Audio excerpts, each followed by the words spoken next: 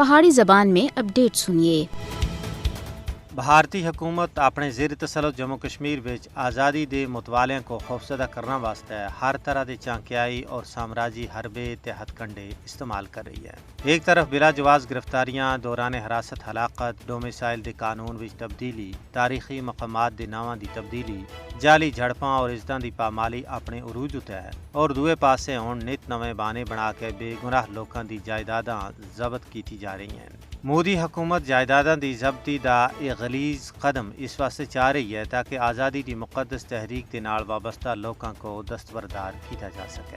ان تمام سامراجی منصوبیاں دا اشارہ انہاں کو اسرائیل تھی مل رہا ہے۔ یاد ہونا چاہیے کہ پچھلے دناں غاصب حکام سن جماعت اسلامی دی کروڑاں مالیت دی 11 جائیداداں ضبط کر کے دیاسیاں۔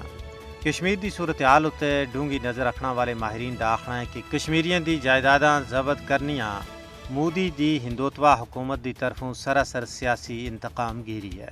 بھارتی غاصب فوجی پرتشدد کاروائیاں دے دوران کشمیریاں دے گھراں کو مسلسل تباہ و برباد کر رہے ہیں۔ RSS دی پالی ہوئی مودی حکومت آزادی پسند کشمیریاں کو انہاں دی زمیاں، جائیداداں اور نوکریاں تھی محروم کرنا ہوتا تولی دی ہے، جس کا مقصد حریت پسند کشمیری عوام دے عزم کو توڑنا ہے۔ لیکن اہل دانش دا آخنا ہے کہ بھارت دے اس طرح دے تعدیبی حربے کسی بھی صورت وچ کشمیری حریت پسند عوام کو اپنے مشن تھی بیگانہ نہیں کر رکھتے، کیونکہ ماضی دی تاریخ گواہ ہے کہ بھارت سن جس قدر کشمیریوں تے ظلم و جبر اور قہر سامانی کیتی ہے، اسے مناسبت نال انہاں دے جذبات و احساسات پہ تلاطم پیدا ہویا ہے۔